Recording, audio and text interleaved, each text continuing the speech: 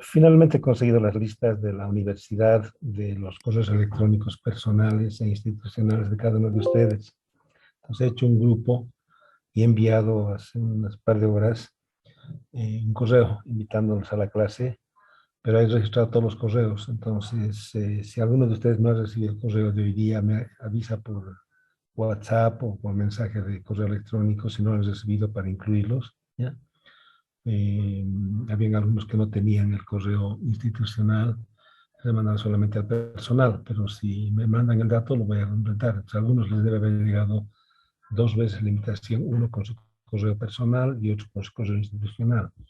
Entonces me van a verificar. Yo voy a aprovechar este correo que he abierto y voy a repetir todos los archivos que les he mandado, o sea, capítulo 1, generalidades, capítulo 3, este que está en la pantalla ahorita, que sería tracción, les voy a mandar capítulo 5, que es compresión, les voy a mandar el sistema de evaluación, el detalle del avance de la materia, todo lo que pueda hacer, se lo puedo volver a enviar para que quede todo consolidado y ahora que están ya todos supuestamente registrados y presentes, no ninguno tenga problema de estar ahí. Si a alguno le falta que diga el correo porque no se ha registrado, porque no puso su correo, me lo hace conocer por mensaje al WhatsApp o mensaje a mi correo. Yo voy a completar esa lista, ¿listo? ¿Ya? Entonces, no sé si alguien tiene alguna consulta o duda o empezamos ya con el tema de hoy día, que nos habíamos quedado en el capítulo de tracción. Nos faltaba ver el tema de varillas y barras antes de entrar a compresión, ¿sí? Sobre este capítulo que estamos viendo, que es tracción, yo les he mandado, les voy a volver a repetir, una práctica que dice práctica, creo, 1 o 3, tracción, ¿sí? En la cual estarían ya todos los ejercicios de esta parte. Son ejercicios para que ustedes los hagan y practiquen. El tema de prácticas, ustedes saben que eso lo van a ver directamente con Gonzalo Arteaga. Él va a dar unas prácticas que son presentables, ¿sí? Con el proyecto, pero estas son informativas de lo que voy avanzando como unos ejercicios de repaso, ¿no? Si les sale alguna duda cuando traten de resolver sus problemas, me avisan, comentamos en clase, puedo repetir algún ejercicio que haya quedado no muy claro en la explicación, ¿sí? Bueno, entonces, si hay alguna pregunta me avisan, alguna duda me hablan. Yo he subido este archivo que es el que sería la continuación de la clase anterior, ¿sí? ¿Ya? Entonces, ya habíamos visto en una tablita anterior, voy a tratar de volver un poco atrás, que está marcado lo que se quedó en la clase anterior.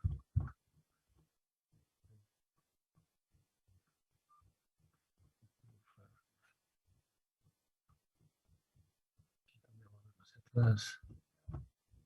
Uy, hartos. Aquí. Habíamos puesto en el diseño de perfiles y vamos a seguir 10 pasos, ¿sí? Habíamos visto hasta la clase anterior todo lo que está resaltado aquí, oscurito, que son lo que habíamos hecho para placas y perfiles, ¿ya? Hoy ya vamos a la columna que está en rojo, que es para las barras y varillas circulares, ¿sí? ¿Ya? Primera cosa que nosotros definimos es el esfuerzo admisible. El esfuerzo admisible es el 60% de FIE, siempre y cuando no supere el 50% del último. Esto es tan válido en perfiles como en barras circulares. La carga es el esfuerzo admisible por área neta, lo mismo se aplica para barras circulares. El área requerida sería el P dividido entre FA, se aplica a las barras circulares. En placas y perfiles, el instituto tenía una limitación que decía que ningún perfil puede tener más del 85% del área total desde el momento en que se hace una perforación, ¿sí? En barras circulares vamos a hablar de un diámetro mínimo de 5 octavos, ¿sí? Es el equivalente al área neta del instituto, ¿sí? El área neta la calculaba agrandando el área total, quitando el número de los áreas de los agujeros y sumaba todas las diagonales de los agujeros alternados, ¿sí? En el área neta para barras circulares vamos a agarrar pi diámetro al cuadrado sobre 4, que es el área total de un círculo, ¿ya? Y le vamos a restar este factor de 97,43 quebrado entre n dentro del valor y eso nos va a dar el área neta. De esa manera vamos a calcular el área neta, ¿no? El n que aparece acá es el número de hilos por pulgada, ahorita vamos a ver la tabla, que tiene cada tipo de rosca de acuerdo a la normativa del instituto, ¿sí? ¿Ya? No hay diámetro de agujero, No hay área de agujeros, porque no hay agujeros acá, simplemente tenemos esta área neta, que es la que vamos a aplicar.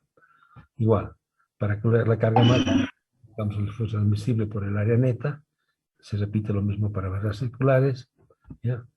No puede superar 10% AP, no puede superar 10% AP, se repite. La esbeltez, que en placas y perfiles era menor a 300, acá esa esbeltez se reemplaza que el diámetro mínimo tiene que superar la longitud dividido entre 500, ¿sí? Del perfil entre 500. O sea, ese es el otro elemento nuevo que vamos a aplicar en barras circulares. Este es el área de cálculo de todo que se ha resaltado con amarillo. Ese lado lo vamos a aplicar ahora, ¿no? Y después igual, cuando tengo aceros que sean mayores a 36 KSI en la tabla 1.6, 1.7, establezco su existencia. Lo mismo es para placas, para barras circulares. Entonces, siguiendo esta columnita de barras circulares, vamos a hacer un par de ejercicios de diseñar barras circulares a la tracción, ¿no? Voy a bajar hacia el punto que he marcado.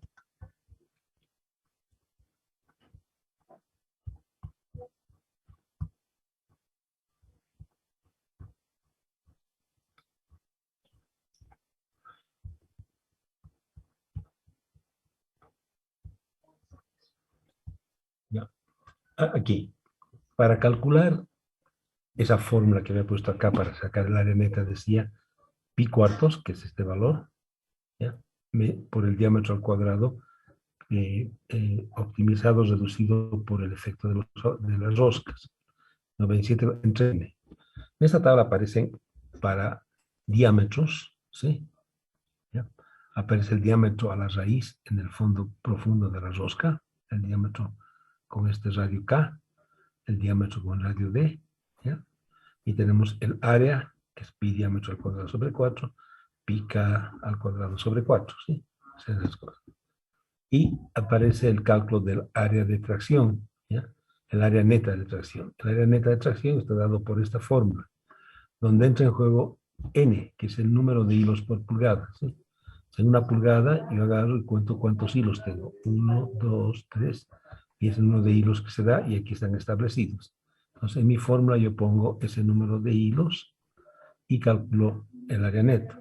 Si hago eso para cada diámetro, voy a obtener los datos que están marcados aquí como área de tracción, área neta de tracción, para todos los diámetros desde cuarto de pulgada hasta 6 pulgadas. ¿Sí? No tienen que volverlo a hacer. El número n aparece en la tabla, aquí en la primera columna va de 1/4 a 2,5, en la segunda columna va de 2, 3/4 hasta 6. ¿Ya? Entonces, esta es la tablita que vamos a usar para calcular el área neta de barras circulares con rosca, ¿no? ¿Ya? Ya. Por ejemplo, vamos a agarrar un perfil, que es la parte que está ahí, vamos a ver, ¿me disculpas? Sí. Ya. Ya. Vamos a tomar este.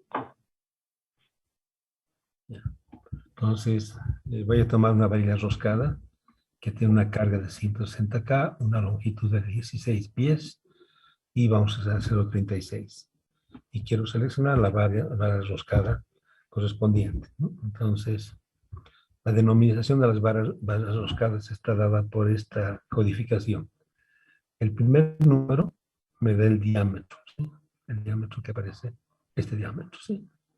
El segundo me da el número de hilos por pulgada, me da 4, ¿sí? Por ejemplo, en este caso, estoy tomando 3/4, tiene 10 hilos. El perfil barra circular se denomina como UNC, que es Universal Cord, es cordón universal, esa sería la traducción. Y cuando dice 2A, es que la rosca es hacia afuera de la barra, la parte exterior. 2B es cuando es rosca interior, o sea, el perfil 2B es, digamos, la rosca hembra que se llama, y 2A es la rosca macho, que es la que va afuera, ¿sí? La otra va adentro. Entonces, esa sería la definición. Y las dos últimas letras hay LH, significa rosca de mano izquierda, y RH rosca de mano derecha, ¿sí?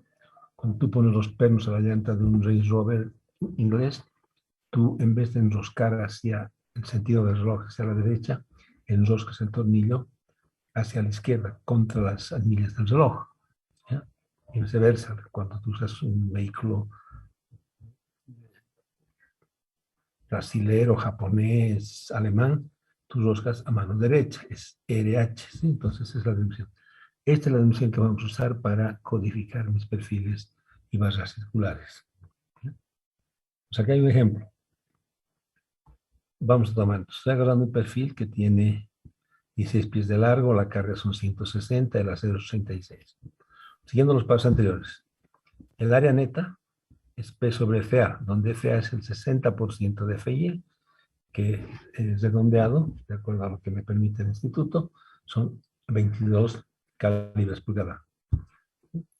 El área requerida sería la carga sobre el FA, que requiero un perfil con una rosca neta de 727. ¿Ya?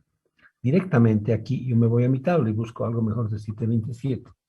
Entro aquí y en área neta de tracción busco 7, aquí no hay. Vengo acá, 710 nos sirve, 836 sirve. ¿Sí?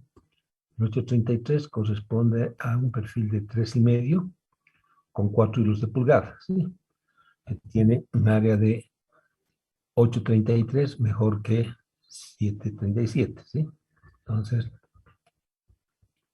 vengo acá, selecciono un perfil de 3,5 con un Hola, área de 33 que es mayor a 727. ¿Sí? ¿qué haciendo? Ahí ya, sí, mejor. ¿Por dónde estás? Por favor, puedes Ahí apagar. andando, más y salir, ya es más de las 2:15. Listo, ya te apures.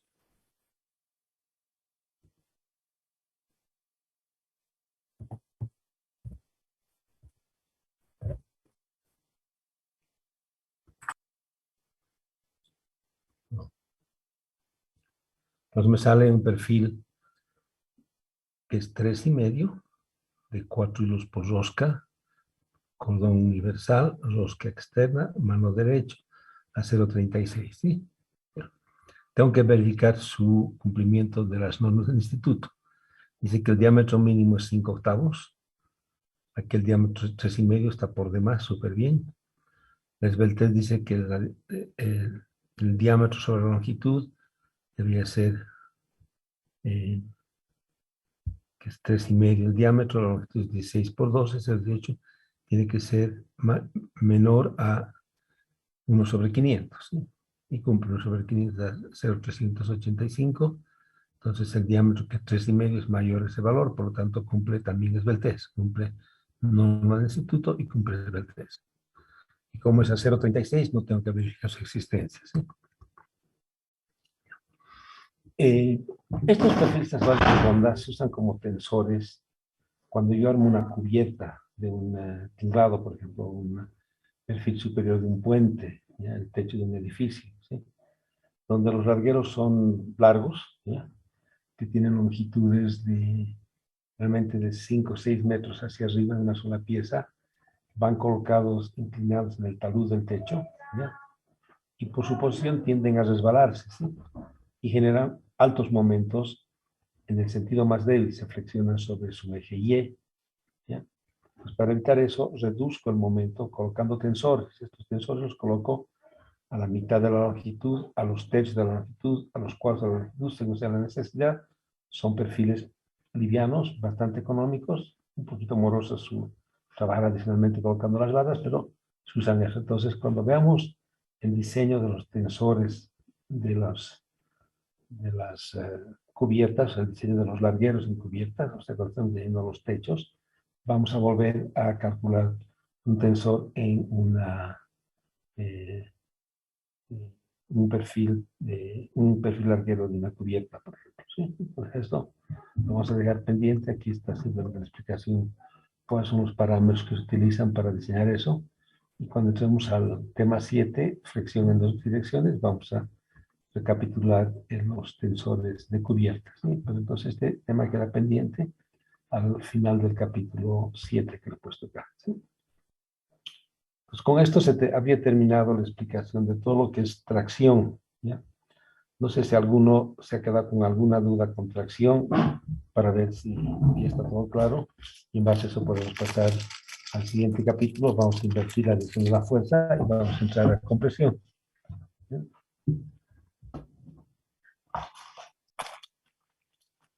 ¿Una consulta? ¿O nos pasamos al... Como les decía, de esta primera parte les he mandado una práctica inicial, que se llama la práctica número 1 o 3, creo que tengo que revisar, creo que me he equivocado, pero les mando la práctica correcta de esta primera parte de la materia, ¿no? ¿Ya? Entonces voy a descargar este archivo, se lo voy a poder mandar también por correo electrónico y voy a entrar a abrir el archivo de...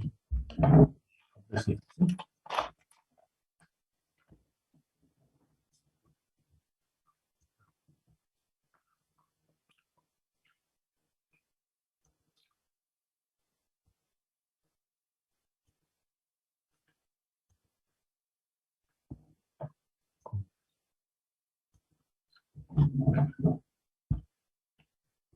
¿Qué hacíamos cuando teníamos los perfiles de la atracción? Los jalábamos. Al jalarlo, la tendencia del perfil es mantenerse lo más recto, está traccionado, está tensionado. ¿Ya? El único lugar donde tengo problemas es el lugar donde meto agujeros, donde el área de tracción queda reducida en esa sección, en que en vez de trabajar con el área total del perfil, yo calculo el área neta. El perfil no tiene ninguna tendencia a deformarse transversalmente, más bien está siendo tesado para ser lo más recto posible. ¿Sí? En compresión, ¿qué pasa? Coloco la carga, ¿ya? Cualquier agujero que yo haga para conexiones, lo voy a llenar con el material de la conexión, ya sea con remaches, ya sea con pernos, o ya sea con soldadura.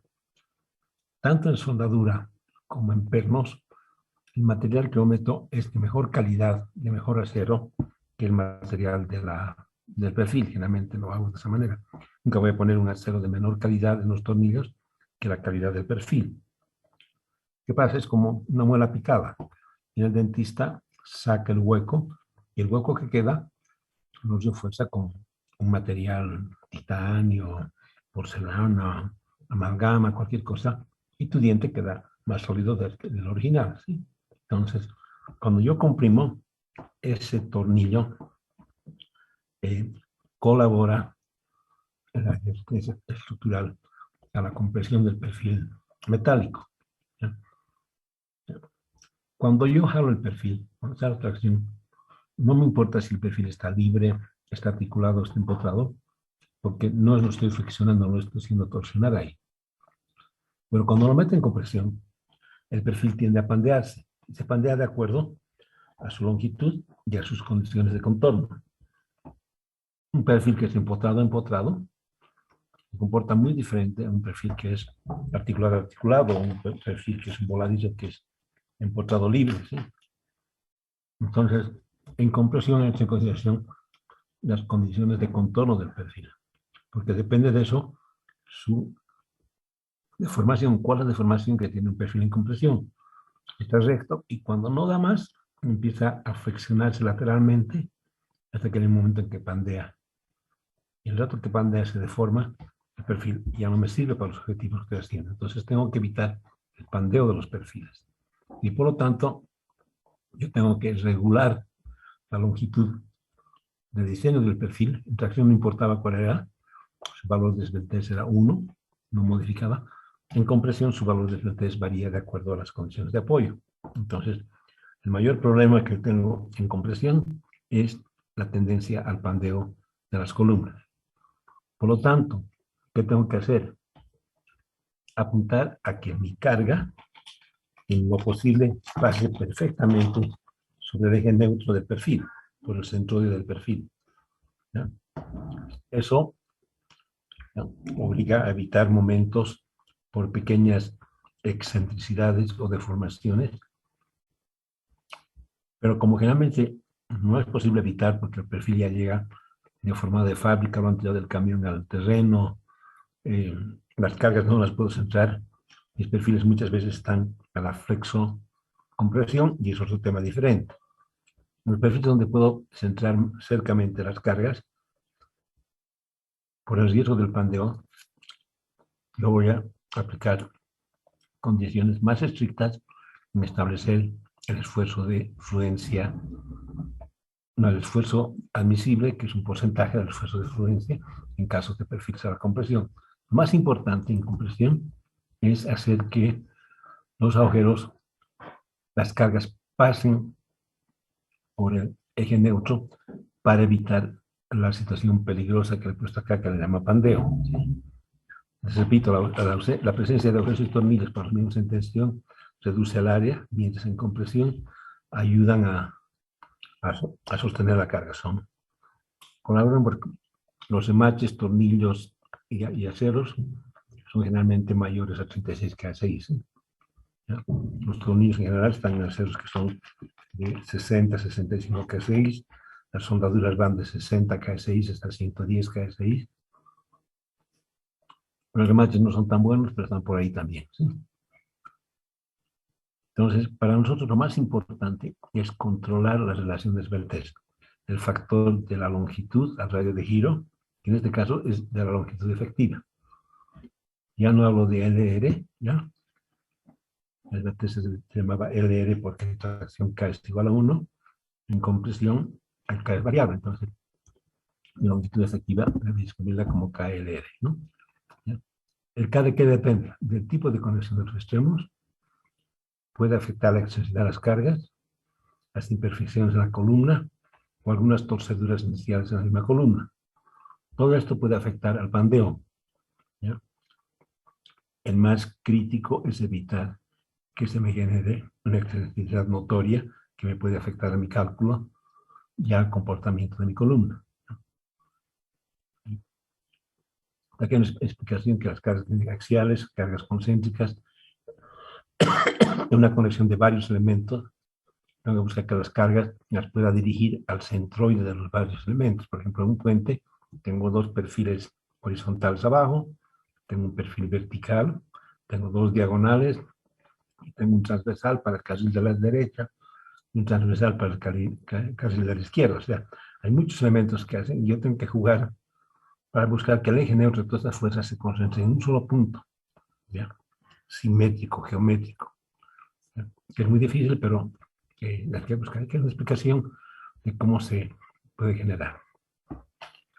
Los perfiles metálicos también están sujetos a esfuerzos residuales. Por ejemplo, si yo fabrico un acero a 200 grados centígrados, lo transporto en un camión que por alguna razón, un accidente ha tenido, ha habido un incendio. La temperatura dentro del container del camión se ha subido por encima de 200 grados centígrados. Ese dato adicional a su capacidad de fabricación le genera un esfuerzo residual que afecta al punto inicial de la curva esfuerzo-elongación. O sea, ya el módulo de elasticidad del E ya no parte del punto cero, sino parte con una cierta, un esfuerzo residual. Hay una elongación inicial, ¿no? Hay que tener cuidado cuando existe este problema, particularmente cuando mis columnas han sido, mis perfiles han sido sometidos a algún esfuerzo adicional intenso. Aquí explico un poquito cómo se analiza esos casos. Léanlo porque ustedes tienen el texto, ¿no? ¿Qué perfiles voy a usar como columna? Ya lo he insinuado. Perfiles donde yo pueda encontrar el eje neutro coincidente con el punto de aplicación de mi carga. Si yo puedo hacer que mi carga entre en el eje neutro del perfil o se aplique dentro del perfil, son elementos ideales para columnas, ¿sí? Entonces aquí hay pequeños dibujitos donde ¿qué perfiles me puedo encontrar? El ángulo simple tiene un problema. Su eje neutro está desviajado del eje vertical y del eje horizontal y está más o menos donde está el cursor de mi mouse ahorita. Entonces, yo aplico una carga acá, me genera momentos en X, momentos en Y, no es un buen perfil. El ángulo doble, sí, porque el eje neutro de este conjunto neutro se compensa y queda en algún punto en el centro equidistante del ángulo doble. En la T está por aquí, ¿sí? En el canal no, en el canal el vertical está a una distancia X del borde y la carga para que sea proporcional al eje neutro del perfil está fuera de lugar, no me sirve una canal. Pero un canal doble generado con dos perfiles cara a cara o dos perfiles espalda a espalda, el eje neutro que está fallando acá se equilibra al medio, al promedio de ambos, ya sea con placas o sin placas, al promedio de ambos. Entonces el canal simple no sirve, el canal doble sí sirve. La columna doble, por supuesto. O sea, aquí están la doble, la H, la HP y la M y la S. Todas tienen su eje neutro en el eje neutro, en el promedio de la coordenada vertical con la coordenada horizontal. Los tubos, el eje neutro está al medio, es uniforme en todas las direcciones, radialmente, es un buen perfil. El tubo cuadrado funciona, el tubo regular funciona. 4 Ls en cuadrado funciona, 2 canales en cuadrado funciona, 2 canales en cuadrado espalda a espalda, simplemente con tirantes o con placas funciona. Puedo hacer 4 canales y en vez de hacer celosía hago planchas completas. Puedo hacer un perfil W y aumentar el sección transversal colocando cubreplacas. Puedo armar una sección con 3 placas soldadas o atornilladas. Puedo armar un cajón cuadrado con 4 placas. Hay varias formas donde voy a tratar. El único perfil de todos los que estamos mostrando acá, que no son autos, sería el ángulo simple o el canal simple que causan excentricidad. Se los utiliza, pero se aplica factores de corrección bastante altos que muchas veces los hace económicamente no los más convenientes.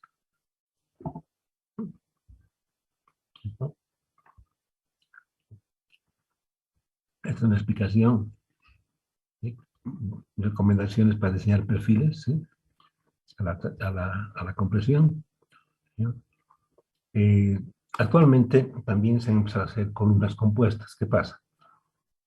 Vacío un rectángulo de hormigón y al medio, adicionalmente a las acero de refuerzo, que son los estribos y las varillas de refuerzo, yo meto al medio del perfil un perfil de doble. Entonces, si tengo una columna compuesta, hormigón reforzado al medio con un perfil de doble. ¿Sí? Puede ser al revés, agarrar un tubo o un cuadrado y llenarlo de hormigón. ¿Sí? Esta construcción compuesta, originalmente el instituto no la aceptaba porque había mucha duda de que la adherencia entre el hormigón y el acero sea perfecta, y cuando flexionaba el perfil, el hormigón se deformaba en forma diferente al acero, ocurría un deslizamiento del acero contra el hormigón, no había adherencia, no recomendaban que se haga. Se ha demostrado que eso no es así y que se puede lograr la adherencia. Por lo tanto, recientemente han empezado a aplicarse columnas compuestas. Estas columnas se les estudia en el método RFD, que es el método plástico de diseño de estructuras por factores de resistencia de carga. ¿No? Podemos tocarlo aquí. Se corrige el modo de elasticidad, se corrige el momento de inercia, las varias fuerzas para lograr un método y con eso mejoras tanto y se duplica o triplica la capacidad de diseño de estas columnas, y en base a esto se empieza a diseñar y construir edificios de más de 100 pisos de altura con estas columnas compuestas. ¿Cómo vienen las formas para columnas? ¿Sí? Fuera de toda la prehistoria que ha habido, de todos los templos de egipcios, romanos, que se ha quedado seguramente algún faraón, algún César romano, ¿ya? O algún rey español o francés. ¿Ya? En el 1909 se empezaron a hacer estudios para el diseño de columnas porque veían que construías un lindo edificio, un lindo templo o un lindo palacio, y se caían. Evidentemente no se hacían de acero, pero se hacían de piedra o de algunos elemento mármol, ¿no? ¿Ya? Entonces, tardó un tiempo, y el año 1757, Euler hizo un estudio y lo presentó en una conferencia de matemáticos y físicos en París. Y presenta un artículo de cómo se debe calcular el esfuerzo admisible para una columna para evitar el pandeo de la misma. ¿Ya? Y quizás fue la primera vez, como dice acá, que se dio cuenta alguien de que el pandeo era la causa del colapso de pórticos, de templos, de castillos, de palacios. ¿Sí? ¿Ya? Hizo una investigación primero teórica y otra experimental sobre columnas. ¿Ya? Pero su investigación del momento quizás no consideró factores más amplios del desarrollo de fórmulas de flexo-compresión de columnas, pero hizo un análisis mucho más simple que funciona y el día de hoy esa su fórmula se aplica. ¿Sí? La fórmula es un poquito más compleja, sale el mismo resultado, pero ocurre que el pandeo de columnas es una ecuación de cuarto orden, ¿ya? Ecuación diferencial de cuarto orden, donde uno de los elementos, que es el del pandeo, es producto de una fuerza axial con un brazo de acción fuera del eje, que lo vuelve flexión, y es un análisis de flexo-compresión. El análisis de Euler es más un problema de compresión que llega a la falla de la columna. ¿Sí? Pero el resultado final es el mismo. ¿Sí? Entonces vamos a entrar al análisis que hizo Euler. ¿Qué hizo Euler en su época? ¿Sí? Agarró y se consiguió varias columnas de madera, de diferentes maderas, de diferentes secciones transversales, unas redondas, otras cuadradas, otras rectangulares, unas de mara, otras de pino, otras con seguramente termitas, ¿sí? Las empezó a comprimir, expuso a esas columnas una fuerza axial hasta que colapsaron, ¿ya? Pero como eran diferentes secciones, tenía diversos resultados. Entonces, él hizo la curva de esfuerzo, agarró la carga aplicada entre el área y sacó una columna vertical de esfuerzo, ¿sí? Y en la longitud también dependía mucho de la sección transversal, porque era diferente una columna circular, el radio pequeño, con una columna de la misma longitud y sección cuadrada, por decir. Entonces, calculó la esbeltez, lo dividió a la longitud y sacó la esbeltez de la columna, que es la relación entre la longitud y el radio crítico de giro. Y ploteó, entonces, un montón de maderas largas, medianas y cortitas las empezó a hacer. Y evidentemente nunca hubo columnas de cero de longitud. Y ploteó los resultados en esta gráfica y sacó una curva promedio que la dibujó. Y dijo, el comportamiento del pandeo de columnas obedece a esta gráfica. ¿Ya? Y agarró la gráfica y la planteó en su presentación que hizo en París el año 1757 y quiso explicar qué había descubierto en su evaluación en investigación científica o matemática. ¿Ya? Entonces, él dice, ¿qué es lo que yo he hecho? Primero les voy a explicar matemáticamente lo que yo he hecho. Dice, yo he agarrado y he puesto un elemento recto de longitud L, lo he sujetado lo más libremente posible en sus dos extremos, en el punto 0 y el punto L. No he permitido que se desplacen ni arriba ni abajo, ni izquierda ni derecha, y lo he comprimido. ¿Ya?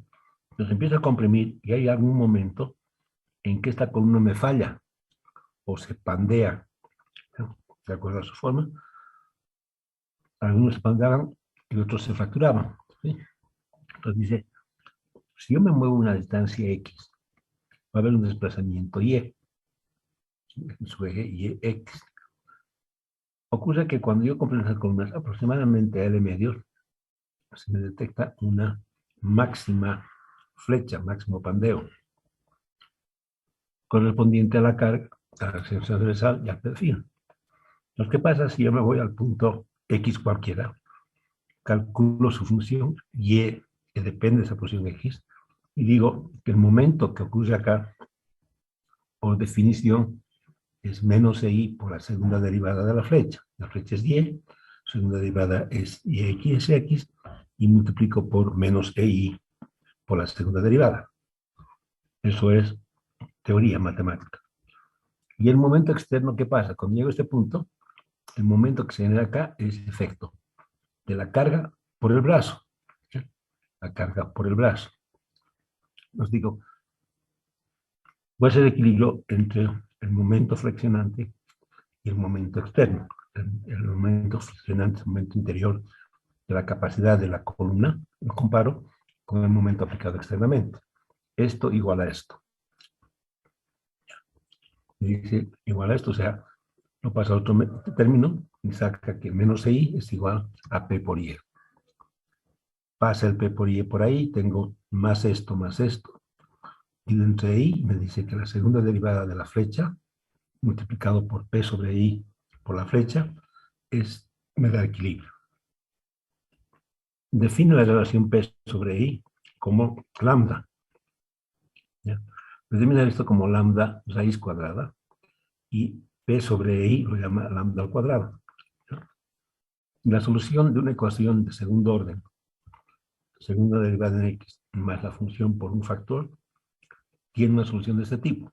Y es igual a A coseno lambda más B seno lambda. ¿Sí? Hay dos incógnitas que me dice, tengo dos condiciones de contorno. Y en 0 es 0 y Y en L es 0. ¿Sí? No es tan verdad lo que dice él, porque en Y igual 0, la flecha es 0, pero también el momento es 0. Y en Y igual, en X igual a L, la flecha es 0 y el momento es 0. O sea, hay cuatro condiciones. Esta ecuación que le escribe acá debía haber sido una ecuación de cuarto orden. ¿Ya? La ecuación en cuarto orden dice lo siguiente. Y derivado 4 veces, ¿ya? Más P sobre I, o sea, lambda al cuadrado, Y por la segunda derivada, más K por Y igual a 0. Entonces tenemos Y a la cuarta, Y a la segunda, Y a la 0. Y esa es la ecuación correcta para resolver. Pero con esta solución, él saca la solución. Desde el año 1757 hasta el año 1969 se ha usado ampliamente la fórmula de Euler. ¿Ya? Y el día de hoy la usamos con un factor de corrección, porque es lo que establece el instituto, porque es el comportamiento de una columna. ¿Sí? Entonces, un factor de corrección, y es la fórmula que el día de hoy usamos, y ustedes van a usar para resolver sus ejercicios y problemas de columnas, ¿sí? Y de flexo-compresión y de flexo-tracción.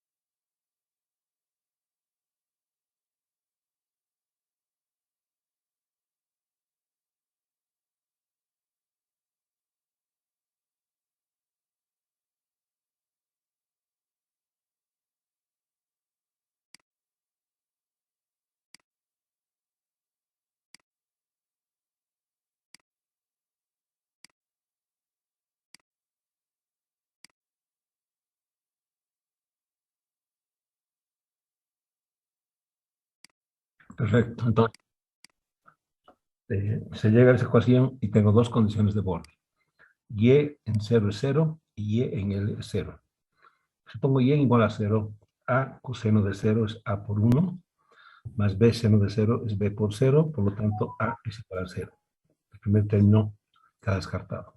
Cuando Y es igual a B, me quedo simplemente B por seno de lambda L igual a 0. ¿Cuándo esta expresión es 0? En dos ocasiones. Si B es 0, es 0. Si lambda seno de lambda L es igual a 0. Si B es 0, Si A y B son 0 y E es igual a 0, por lo tanto no hay pandeo. Pero en el otro lado, cuando seno de lambda L es igual a 0, ¿ya? El seno de lambda L, ¿ya?, es 0 cuando lambda L es igual a npi, ¿sí? 1pi, 2pi, 3pi, 4pi. El 0pi no funciona porque el 0 sería seno de 0, 0. O sea, 1pi, 2pi, 3pi, 4pi es igual a 0. Entonces, lambda L es igual a npi. ¿Qué es lambda? Según Euler, P sobre I por L, npi. Lo voy a subir al cuadrado. Voy a hacer que P sobre I por L al cuadrado va a ser N al cuadrado pi al cuadrado. N al cuadrado pi al cuadrado, L al cuadrado se baja, L ahí se sube y P tiene esta relación. Pero Euler hace una relación de esfuerzos esbelteces. Entonces, ¿qué agarra? Va a sacar esfuerzo, que es P sobre A, ¿ya?, que es el EI. El I es el momento de inercia que se calcula como el área por radio de giro al cuadrado, ¿sí? El radio de giro es I sobre A, raíz cuadrada, por lo tanto, el momento de inercia sustituye I por A al cuadrado. A al cuadrado pone E en pi. Divide entre el área, ¿no?, que es lo que hemos hecho acá. Área con área se va, ¿ya? Y me quedo n cuadrado pi cuadrado e, y el r lo pone al denominador, ¿sí? O sea, ¿qué hace? Divide el r entre l, lo pasa aquí, y esto vuelve l sobre r al cuadrado, y me queda n al cuadrado pi al cuadrado e, ¿ya? Si n es igual a 0, el FA es 0, por lo tanto no hay pandeo. El pandeo más grande se da en el primer seno, seno de 1 pi cuadrado e, que es el esfuerzo de Euler, es el esfuerzo crítico. El N2 me crea también pandeo, pero me queda más pequeño, pero es una pandeo de segundo orden, N3 tercer orden. El crítico es cuando N es igual a 1.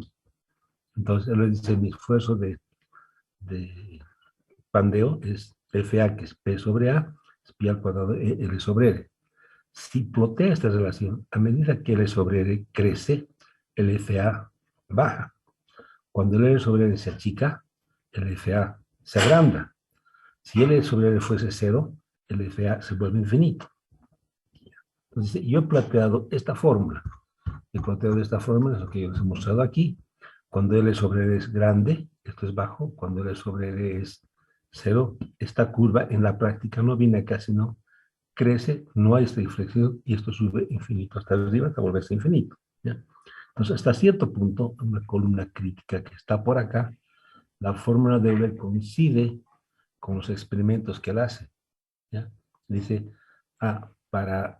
desde la columna crítica hasta un valor máximo que lo establece en 200, mi fórmula se cumple. Cuando tengo una columna más corta que la columna crítica, la ecuación me da hacia arriba, porque hay un cambio de curvatura, hay una inflexión en otro sentido hasta estabilizarse un valor máximo. Este rango no resuelve mi fórmula. Entonces él agarra y dice, conclusiones.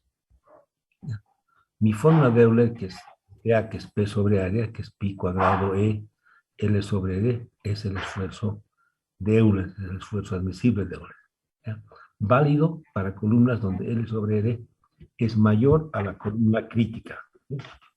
Y en la columna crítica no la define y le da un valor de 120 y dice que su fórmula vale desde 120 hasta 200. O sea, viene esta curva y dice en columna crítica viene desde 120 hasta 200. En ese rango se me cumple. Menor a 200 hay otro comportamiento que el día de hoy, 1757, París, a tal hora, tal día, no tengo solución para ese componente. Tengo solución para columnas que tienen mayores a la columna crítica, ¿ya? Lo pone así y dice, bueno, volveremos en 4 años al siguiente seminario que va a ser en Londres y ahí espero traer la solución. Ustedes que también son investigadores, investiguen y podemos charlar con mayor solvencia el año 1761, que estaba programada la siguiente reunión intelectual en Londres, ¿sí? Ocurre que Euler no va a la reunión de Londres. ¿Por qué? Porque ya no puede. Se murió. Se fue a hacer columnas con San Pedro y Jesús. ¿Sí? Entonces ya no podía ir. Entonces, en la reunión de Londres fueron otros ingenieros con otras teorías para columnas cortas. ¿Ya? Y cada uno salió. ¿Ya? Tiene la fórmula de la tangente, la doble tangente, la cotangente, el módulo reducido, el módulo doble, el módulo de ejes en el Karman, el módulo de Laplace. O sea, cada uno va con una fórmula diferente que mejoran el rango de aplicación de Euler. En vez de que sea de la columna crítica 200, ya no es 120. Unos sacan 100, otros sacan 90, otros sacan 80, pero de 80 para arriba, hacia abajo, perdón, no pueden sacar una fórmula. ¿Ya? Entonces empiezan a generar necesidades de los institutos que se dedican a la construcción de columnas. El más premiado de esto eran los ingleses con su obsesión de conquistar el mundo y construir ferrocarriles en la India y en el Far West americano, y sus rieles se pandeaban y sus trenes descarrilaban y tenían que rehacer sus estructuras, porque eran columnas largas, sujetas a una carga dinámica de compresión que hacía fallarlos. Entonces, la Asociación Americana de Ingenieros Ferroviarios genera una fórmula que es una línea recta. Había que cruzar puentes. Los ingenieros de puentes estructurales que para cargas dinámicas y puentes generan la forma de la Ashton, ¿sí? Que es una forma parabólica. ¿Sí?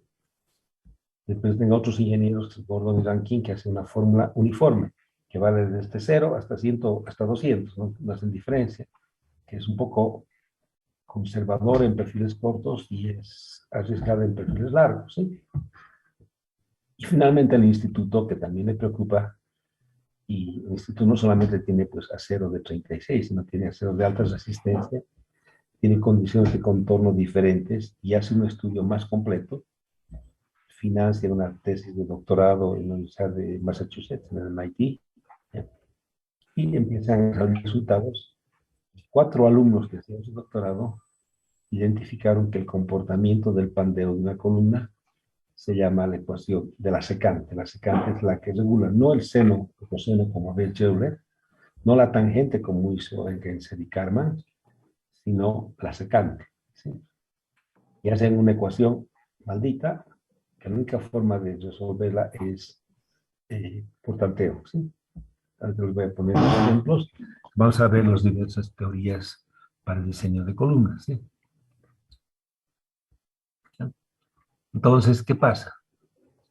Hay que considerar que las columnas se comportan diferente de acuerdo a las condiciones de contorno. Entonces yo hablo un KL, que es la longitud efectiva. El K es el factor de longitud efectiva multiplicado por KL, que es la longitud efectiva de la columna. ¿Ya? Es el factor con el cual yo modifico la longitud de la columna y con eso puedo corregir las condiciones de contorno. ¿Sí? Depende de la rotación en los extremos, de la resistencia al momento lateral de la columna, ¿no? ¿Ya? Los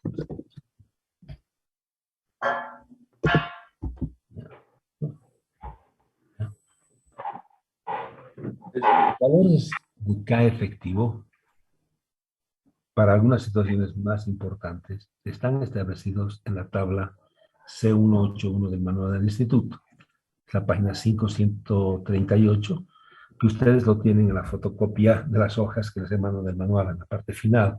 Ahorita vamos a entrar a esa tabla y la vamos a analizar y vamos a explicar qué es lo que pasa. Entonces, esa tabla, que es la tabla C118, factores de columna efectiva, yo le he llamado la figura 5.4 de mi capítulo, ¿ya? Es la siguiente. Creo que aquí entra todita. Sí, entra completa. ¿Sí? Se llama la tabla C2 del manual, dice factores de columna efectiva K para columnas, ¿sí? Y te muestra 6 casos, los más típicos de las columnas que pueden presentarse, ¿sí? Y te presenta los casos A, B, C, D, y te presenta 6 casos, los más corrientes que pueden presentarse, ¿no? Un segundito, vamos a sacar las cuentas, está muy frío, muy caliente.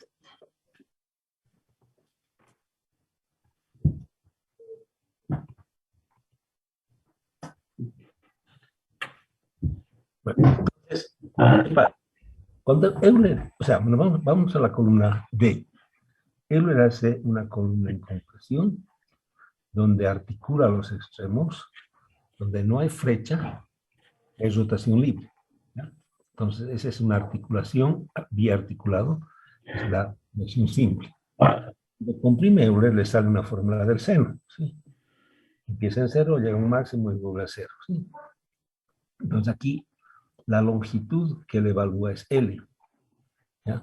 Aquí tengo un punto de momento cero, llega a un momento máximo. Definición de columna efectiva.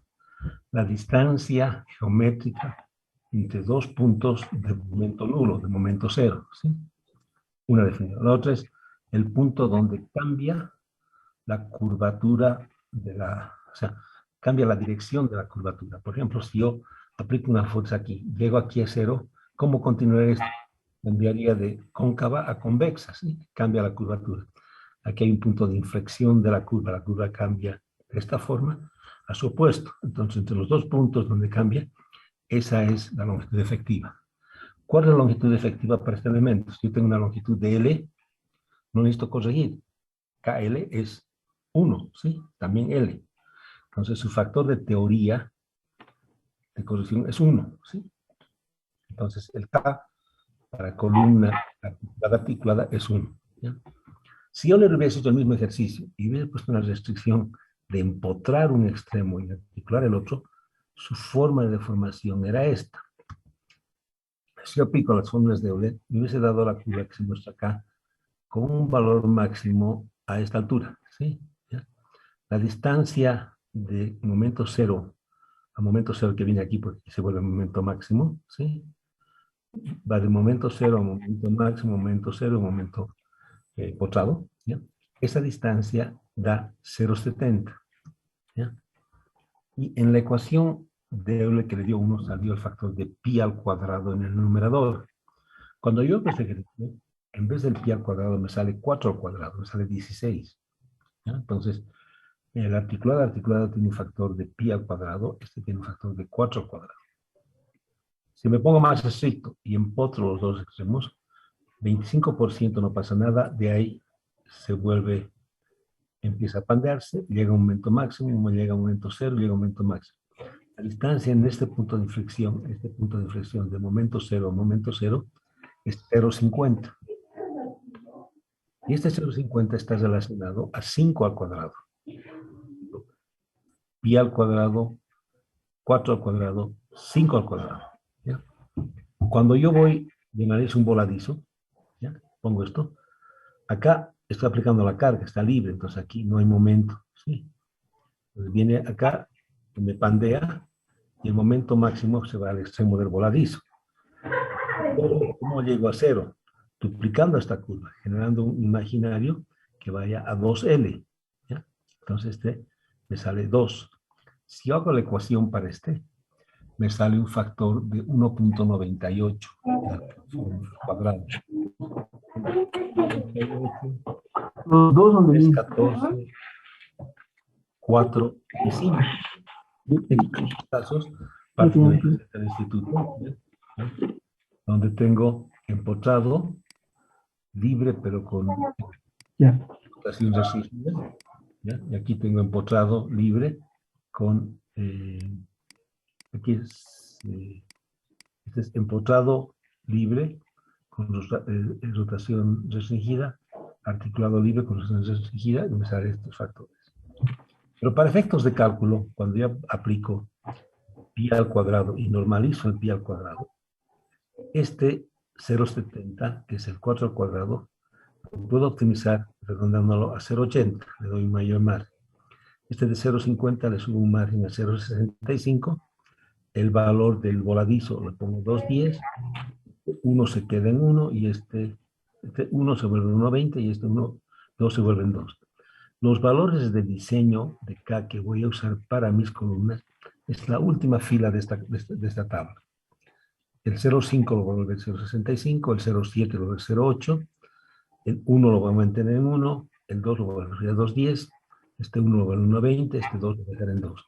Esta es la tabla con la cual iba a sacar mis valores de columna efectiva. Cuando entro a un edificio, les voy a mostrar después en la tabla del manual, existe una fórmula para calcular el efecto del nudo superior con el nudo inferior. Cada uno que está, por ejemplo, en un edificio, tengo 4 vigas, una columna, ¿sí? Aquí puedo tener 4 vigas y 0 columnas porque es el último elemento del edificio. Entonces, tengo un valor conjunto de la relación de los momentos de inercia y las longitudes de todos los perfiles que vienen aquí. Comparo con esto y con una gráfica cruzo y saco para ese elemento que forma parte de un marco rígido, o de un edificio, o de un puente, lo que sea, un valor K particular para las condiciones de los perfiles que vienen y de las cargas que vienen. Lamentablemente, para hacer eso, necesito saber qué perfiles voy a colocar. Y el perfil a colocar depende de mi análisis. Entonces, tengo que hacer un juego de iteración. Asumo un perfil, calculo. Hay mucha distorsión, recalculo hasta que se estabiliza. Ya con el perfil estabilizado, puedo sacar el valor de K y con eso diseño, ¿sí? Es un poquito más complicado en edificios, pero es un proceso de iteración, ¿ya? Entonces, aquí, por lo que he hablado ahorita está escrito acá, ¿sí? Vamos a tomar el valor recomendado para columna efectiva, de diseño para condiciones ideales que se aproximan. Con eso vamos a diseñar, ¿sí? Y con eso vamos a considerar. Entonces, hay las columnas largas. Cuando vengo acá, en la fórmula de Euler,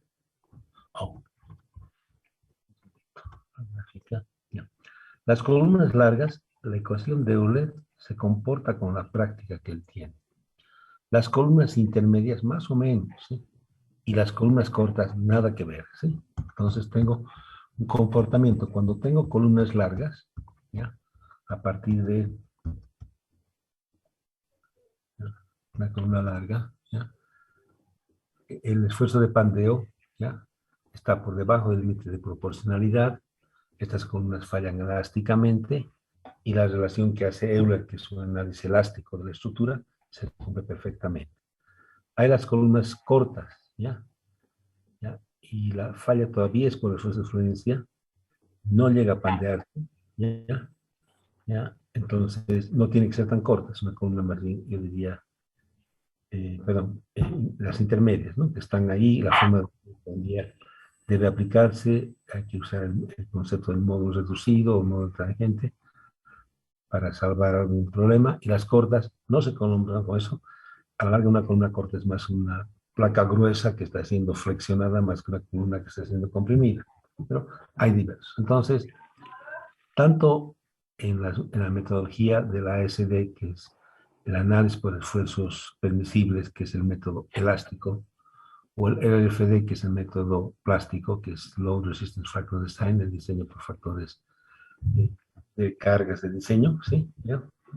Todos los miembros en compresión deben diseñarse con relaciones de esbeltez, ¿ya? Menores a 200, ¿sí?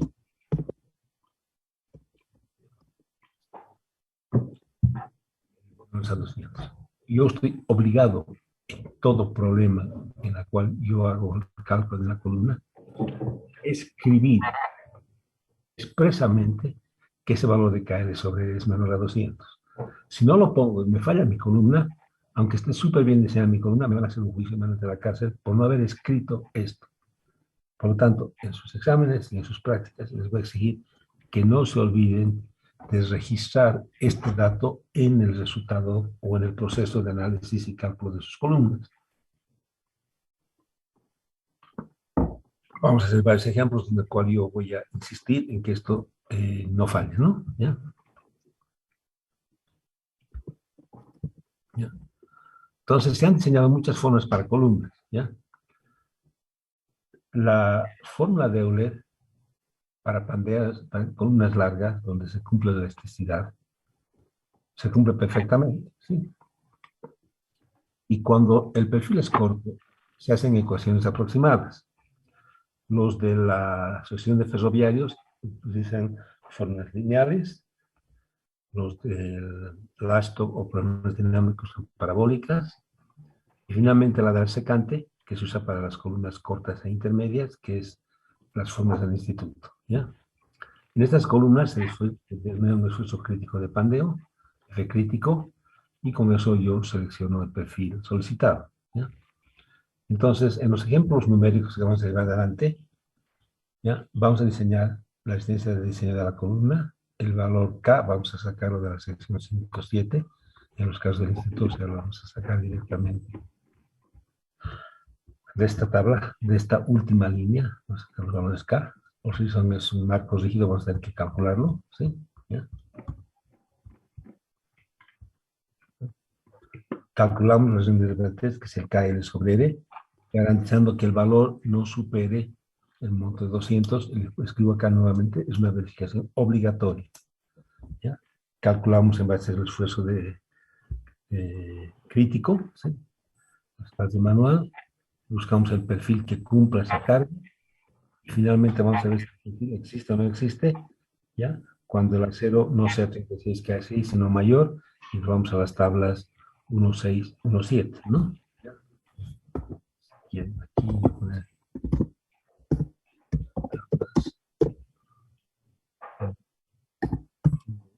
tablas 6, ¿no? Y sí.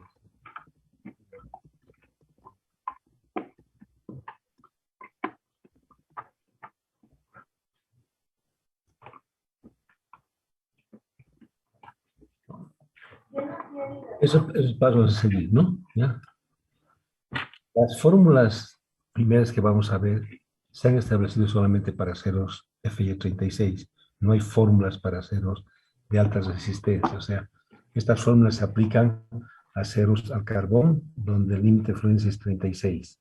La fórmula del instituto está establecida para todo tipo de acero, ¿ya? Fluencia baja y fluencia alta, ¿sí? ¿Ya? En todos los casos, la esbeltez máxima tiene que ser menor o igual a 200, ¿sí? Estoy haciendo aquí una gráfica de cómo se comportan estas formas, ¿sí? Un poquito para que lo veamos.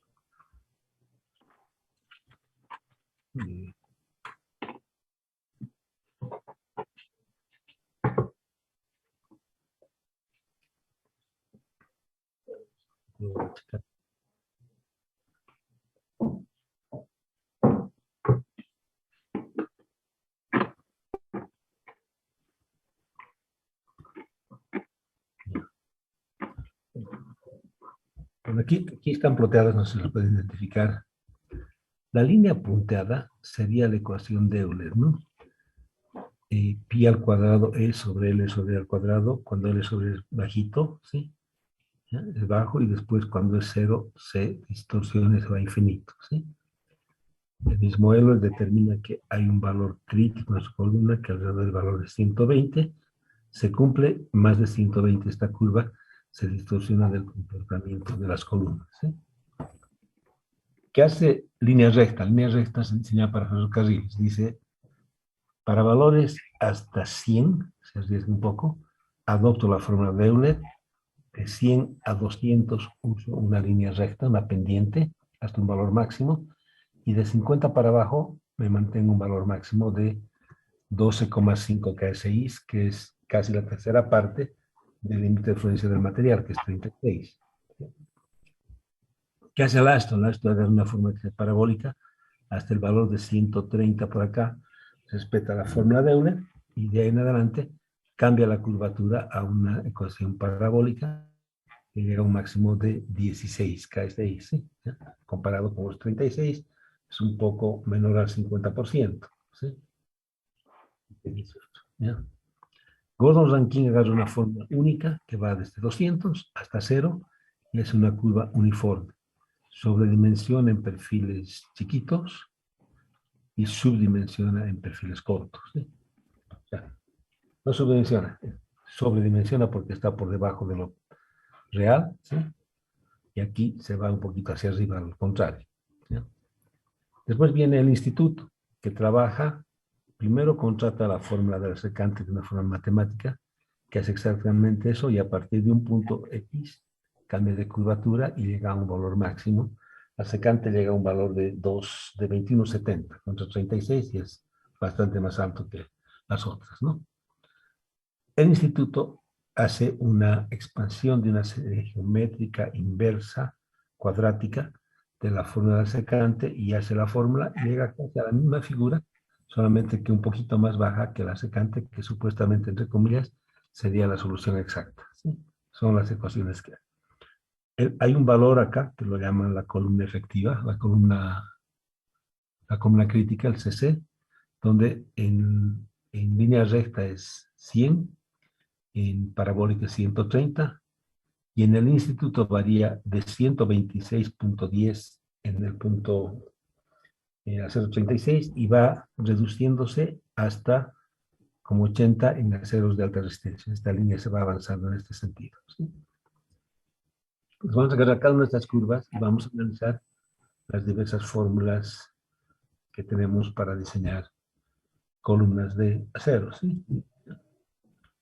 La primera que vamos a analizar la fórmula de la línea recta, ¿sí? Que fue generada en 2020 por la Asociación de Ingenieros Ferroviarios de América, American Railway Engineers Association, que se preocupaba del tema de ferrocarriles. ¿Sí? Entonces, analicemos esta fórmula y hagamos un ejercicio de esta fórmula, ¿no? ¿Ya? Entonces, vamos hasta la parabólica, ya. ¿Ya? Esta fórmula establece un valor máximo de 12.500, ¿sí? Y este valor de 12.500 dice que es válido desde 0 hasta una esbeltez de 50. Cuando pasa de 50 hace una línea recta que baja desde 12.50 hasta 10.000 entre el rango de 50 a 100, ¿ya? Yo lo pongo acá 100, son 5.000 menos 15.000, me da 10.000. Entonces de 12.500 a 10.000 me hace una línea recta, ¿ya? Y cuando supera el valor de 100, aplico la forma de Euler, pi al cuadrado e, L sobre D al cuadrado, ¿ya? Directamente L, ¿ya? No hay relación de columna efectiva y genera esta ecuación. Entonces, cuando llega a 100, hace esta curva, se pierde acá, ¿sí? Yo sí. Agarramos un ejemplo de esto, ¿sí? ¿Ya?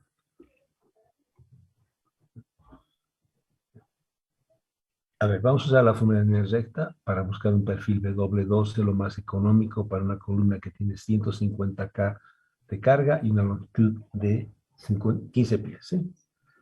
Entonces, agarramos una columna, 150, 15, el valor máximo de acuerdo a mi fórmula es 12.500. Yo puedo asumir cualquier valor de 12.500 a 0, ¿sí? Entonces asumo un valor en mi ejercicio 11.000. Ustedes pueden ponerle 10.000. ¿Ya? Ya 11.000, de acuerdo al análisis de mi curva, ¿ya? 11.000 estaría, 10.000 es en este extremo, 12.500 en el otro extremo, 11.000 estaría al medio de la curva, ¿sí? Estoy planteando. Puede que esté bien o puede que esté mal. ¿Ya? Le pongo 11.000, saco el FA, saco la área neta estimada que sería la carga sobre el esfuerzo admisible, divido, me sale 1330 pulgadas cuadradas. Me voy a buscar un perfil W10 que tenga algo más de 1330, 1363, ¿sí? ¿Dónde está mi manual?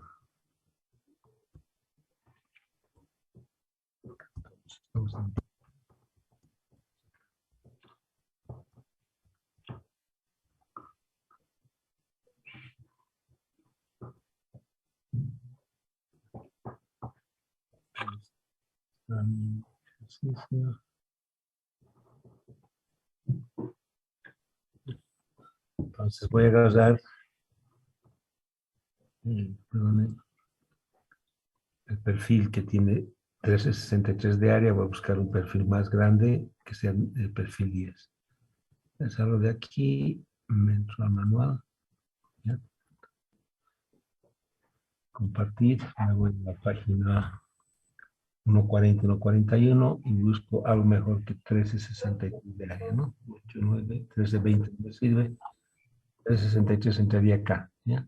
El 10 por 49 que tiene una área de 1440 y un radio mínimo de 254, ¿sí? Con ese valor me vengo a mi ejercicio.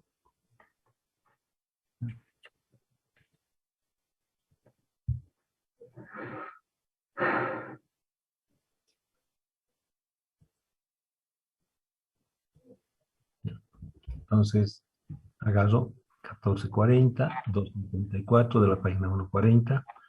Calculo L sobre R, que será la longitud en pies, lo vuelvo pulgadas, lo divido entre pulgadas, saco un factor sin dimensiones de 70.86. El 70.86 es menor a 200, cumple el test. Pero también, como es menor a 100 y es mayor a 50, ¿ya? Le corresponde la aplicación entre 70, entre 50 y 100, le corresponde esta forma, ¿sí?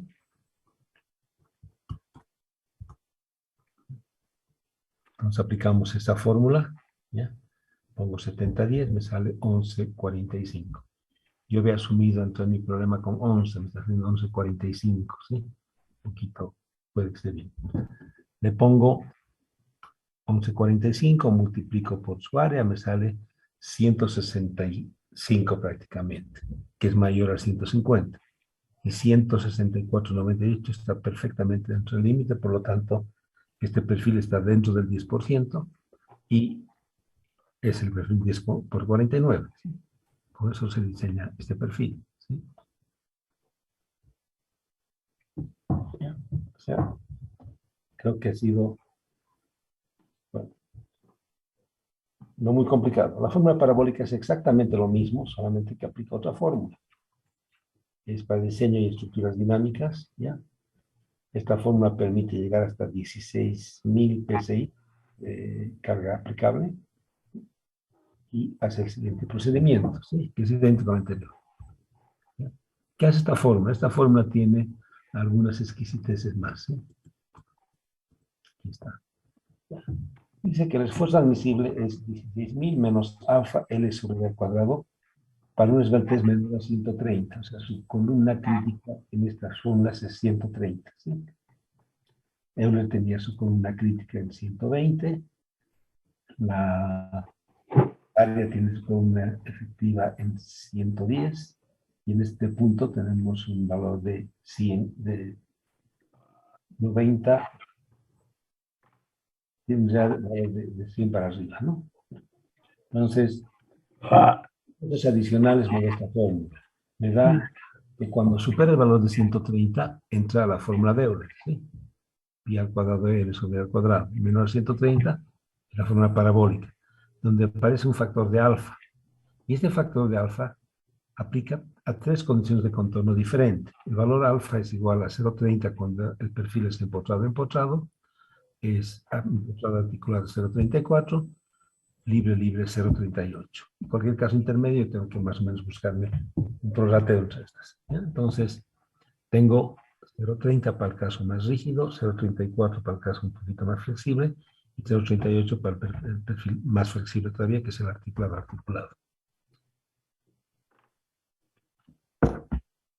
Vamos a entrar a aplicar esta fórmula. A ver, busco ahora un perfil de doble 12, mi carga es 200K y longitud es 14.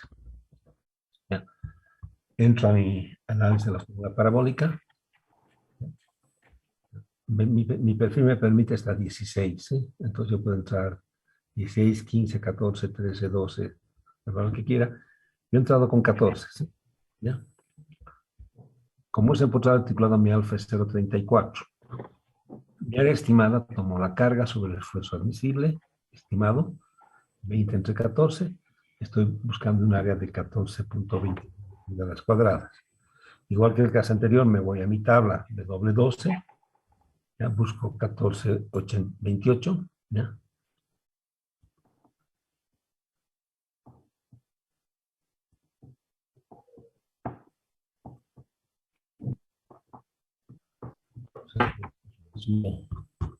A 12, 14.28 no me da, el primer perfil que me da es, está buscando, perdón, 14.29, ¿no? ¿Ya? 14.29, el primer perfil más próximo es el 12 por 50, que tiene 14.70, y un radio de 1.96. ¿Sí? Entonces vengo aquí, ejercicio. ¿Ya? Tengo 12.50, 14.95 y 1.96. Coloco mis valores. L sobre R, Entre 96 me sale 85, que es menor a 200. Perfecto. Como también es menor a 130, aplico la fórmula parabólica. Como es empotrado articulado, uso 0,40, pongo el 85,71% y calculo su FA, que es 13,5 KSI. ¿Sí? Entonces calculo FA por A, pongo 350 por 14, me da 198. Pero mi carga es 12, por lo tanto, de perfil es insuficiente. Me paso del 12 por 50 al 12 por 53, mejoro el área, mejoro el radio de giro, ¿bien? Hago L sobre R, 14 por 2 entre 2,48, que es un radio de giro, me sale 67,74. Me paso a la fórmula, ya pongo 66, me sale 14,44, digamos, ¿sí? 14,44, la multiplico por el área de 1560 y me sale 225. 225 es menor a 200, ¿sí? Cumple. Pero está algo sobredimensionado porque el 10% de 200 es 220, un poco por demás. Pero no puedo decir más porque el perfil más bajo de este es el anterior, que es el 12 por 50, que no cumple, ¿sí? ¿Ya? Entonces, como no tengo otra opción, adopto este y me estoy pasando una pequeña parte en su capacidad, 26,25%, ¿sí?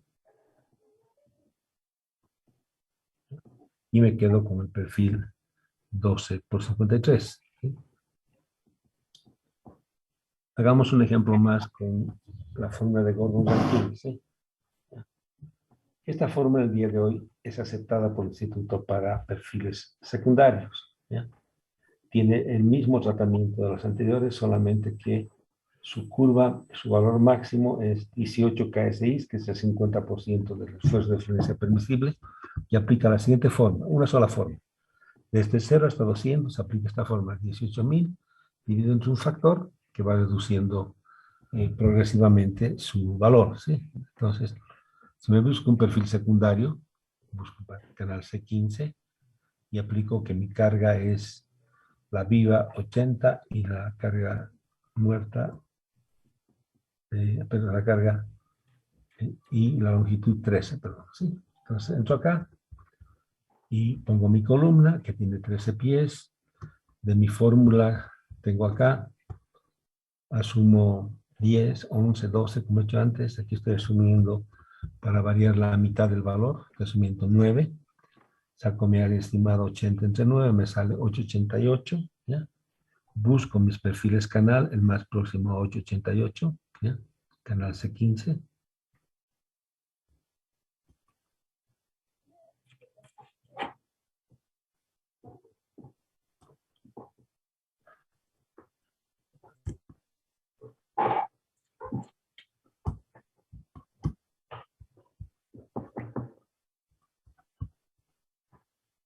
Canal C15, 888, el más chiquitito es 996, tiene un radio de giro en X de 562, un radio de giro de Y de 0,904.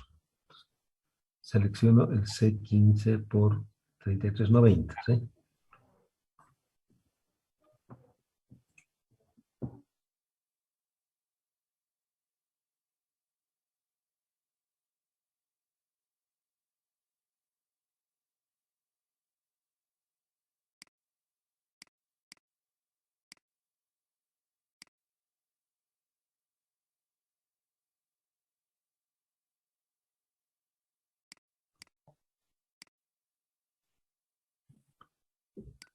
Necesito que se conecte un poco para dar unos más.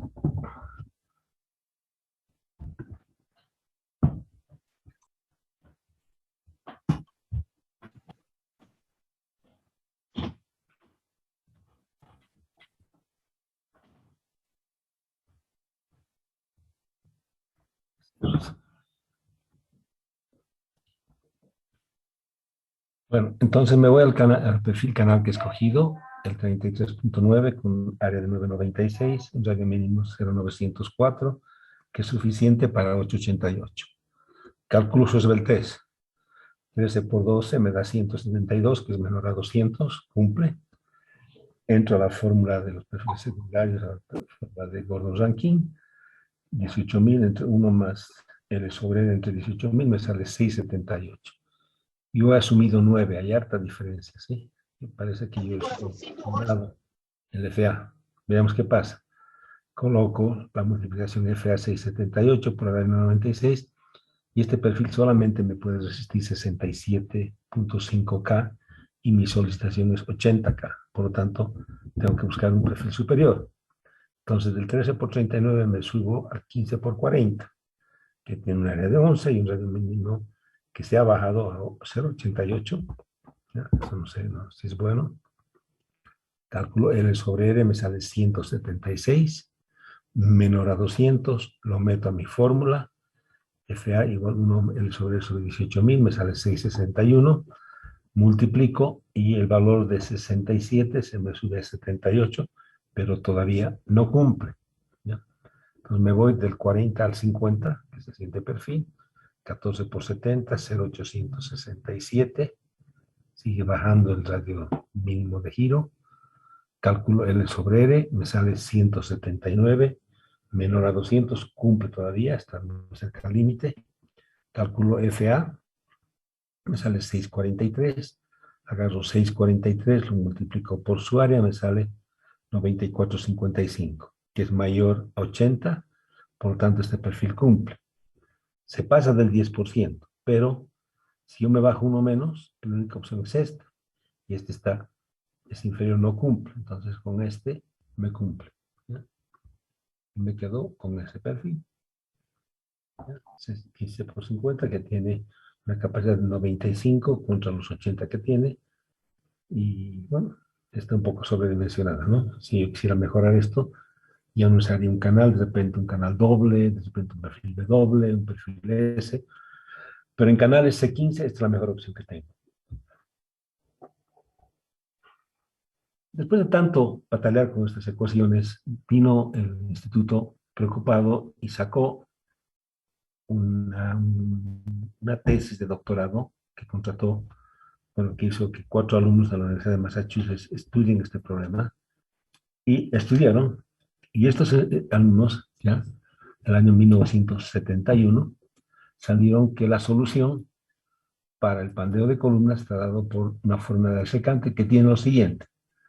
FAP sobre A es la función de la curva elástica del perfil. Por ejemplo, en el caso de Euler hubiera sido B seno lambda X, que era la solución.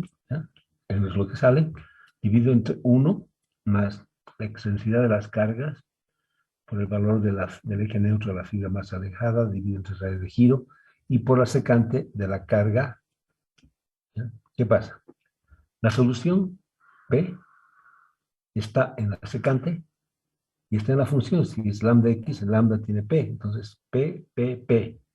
¿Ya? La única forma de resolver esto es iterando, poniendo un valor de P, saco un resultado, otro valor de P, saco un resultado. ¿Sí? Y este es para valores de KL sobre R, o de la columna efectiva, menores a 200, que es lo que da. ¿Ya? Como esta es una serie, una ecuación geométrica, que la única forma de resolverlo es ploteando los resultados, el instituto ha contratado paralelamente a la obtención de esto, esta fue a principios del año y a finales del año, otro grupo de alumnos hace la expansión de esta serie, de esta función, la serie de Fourier, y saca lo siguiente. ¿Ya?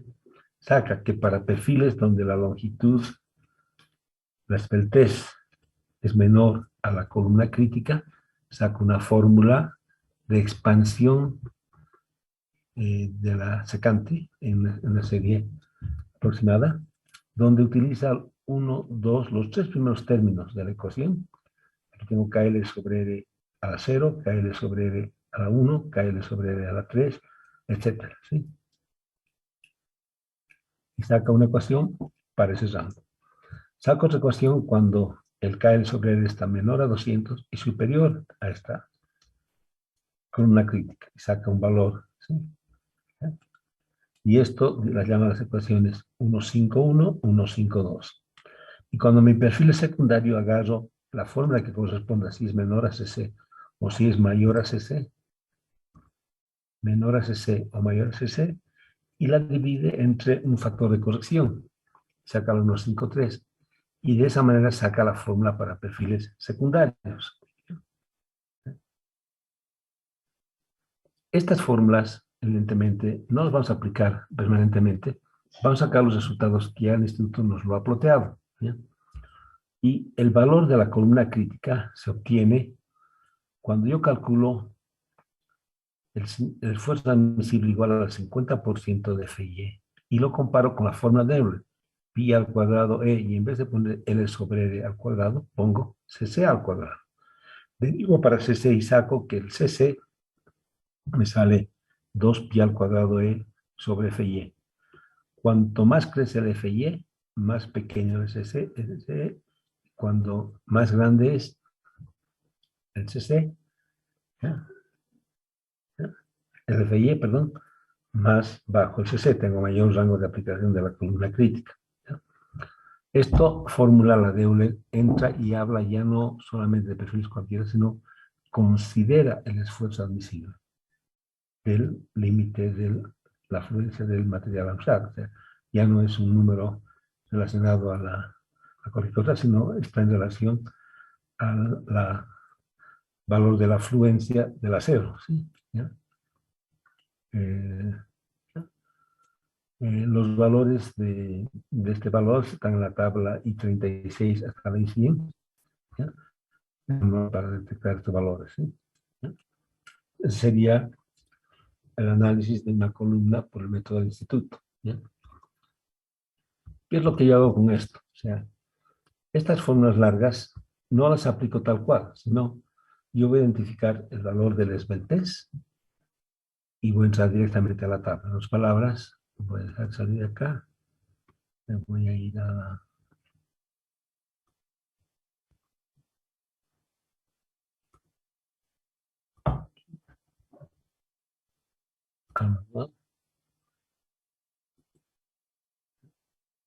Estas fórmulas están registradas al final del manual, en la sección 5, ¿ya? Que hemos visto anteriormente, ¿ya? Y se acuerdan que teníamos mi fórmula para tensión, mi fórmula para corte, mi fórmula para columnas, ¿sí? Aquí entra. Es la fórmula 151, la 156 y la 157, ¿sí? Y aquí está la fórmula, cuando es menor a CC, cuando es mayor a CC, ¿sí? Y entre los dos selecciono el valor más crítico para determinar el FC crítico. Para sacar los datos, ¿ya? Si mi acero es A36, saco la tabla I36, la tabla I42, I45, I50, bla, bla, hasta I100. O sea, tengo mis tablas de acuerdo al acero, el ploteo de esta fórmula y de esta fórmula. Y también tengo el ploteo de los perfiles secundarios, que es esta o esta fórmula, dividido entre este factor de corrección.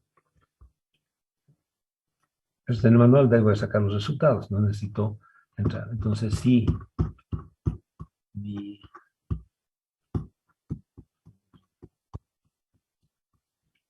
yo vengo a estas tablas,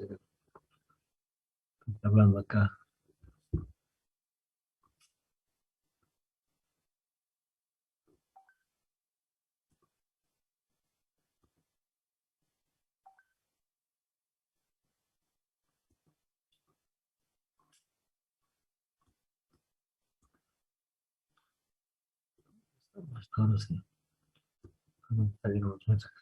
Pues acá tengo mis tablas, el ploteo de esas fórmulas, ¿sí? Pues acá tengo mi tabla de ploteo de la 036. Tengo la fórmula para perfiles menores a 120, válida para perfiles principales y secundarios, de valores de KL sobre R incrementando desde 1 hasta 120, ¿sí? A 120. Tengo la otra fórmula para perfiles que van de 121 a 200, ¿sí? Esto es para perfiles principales. Y también tengo de 121 a 200 para perfiles secundarios. Entonces, si mi KL sobre R me sale 90.50, por decir, entro a mi tabla, agarro 1420 1409, prorrateo y saco mi FA sin usar la fórmula, ¿ya? Y con eso entro a mi diseño y calculo mi perfil, ¿ya? Eso vamos a ver en el ejemplo. El valor de CC, que les hemos dado que era 2pi al cuadrado e sobre fi al cuadrado, raíz cuadrada, en cada una de estas tablas está escrita acá. Para 36 es 126 para 40 es 107, para 55 es 102, para 50 es 97, está calculado acá el valor CC. Es el valor donde se diferencia una forma de otra forma. Yo voy a sacar los datos de estas fórmulas directamente, ¿sí? Entonces, cuando vengo a mis columnas, ¿sí? Compartir, yo voy a usar esas fórmulas y las voy a aplicar a un problema, ¿ya? Aquí está la gráfica. Entonces, cuando L sobre R es mayor, K sobre R es mayor a CC, tengo mi fórmula de Euler menor a CC, en este caso es 136, 126, aplico la fórmula de la expresión geométrica en serie de la secante, ¿sí? Y aplico eso, ¿ya? Voy a usar, como se ha dicho, los factores de columnas efectivas de los valores recomendados de 65, 80, 120, 1, 2, 10 y 2, de acuerdo al tipo de columna, ¿sí? ¿Ya? Y en base a eso vamos a calcular los perfiles, ¿sí? Aquí ya tengo una cosa, lo voy a dejar hoy día acá en la explicación, ¿sí? ¿Ya? Voy a marcar acá con una marquita celeste para no olvidarme. Estar preguntando a la próxima clase. Estoy quedando acá con mi dato, ¿sí? ¿Ya? Y la próxima clase continuamos haciendo problemas del instituto, ¿sí? Vamos a hacer problemas con apoyos solamente en los extremos, apoyos intermedios, y vamos a calcular las placas base para diseño de columnas. Entonces, hasta aquí nos quedamos hoy día y el próximo lunes continuamos a partir de este punto. ¿De acuerdo? ¿Ya? Y cualquier consulta, pregunta, por favor, al correo electrónico o al WhatsApp, les voy a contestar. Voy a poner en el curso de hoy y mañana todos los archivos en el correo electrónico para que tengan una versión de todos los archivos completa para los que se han registrado tarde o no están en la lista del grupo. Ahora ya están todos en la lista de los correos. Si alguno no le ha llegado el correo, me avisa para revisar mi lista de correos. Puede que me haya equivocado en algún dato de algún correo, pero ya los he registrado todos, ¿no? ¿Alguna pregunta? Entonces me quedo aquí, en el ejemplo 5.4. Vamos a hacer ahora columnas por el método del instituto y vamos a hacer unos 3 o 4 ejercicios específicos sobre este tema, ¿no? ¿Ya? Bueno, aquí nos quedamos hasta el próximo lunes, ¿eh? ¿Alguien tiene alguna consulta, algo que quisiera preguntar?